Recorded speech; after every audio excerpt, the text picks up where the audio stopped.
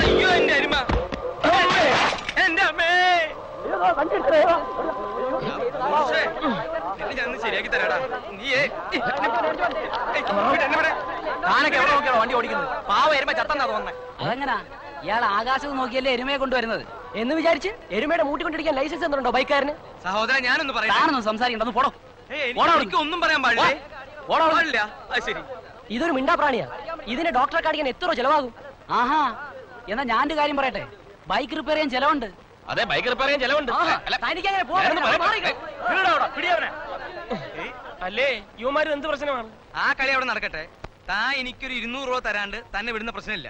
ഓഹോ, ആ താൻ എനിക്കൊരു 200 രൂപ തന്നെ വിടുന്ന പ്രശ്നമില്ല. എങ്ങനെ എനിക്ക് ബൈക്ക് തന്നേക്കാനുള്ള കാശ്. അപ്പൊ എനിക്ക് എന്റെ എരുമ ചികിത്സിക്കണ്ടേ? ഓഹോ, എന്നാ ഒരു കാര്യം ചെയ്യ്, ഞാൻ മൂത്ത ആളാണല്ലോ, ഒരു പോംവഴിയുണ്ട്. ഒരു 200 രൂപ ഇങ്ങെടുത്തേ.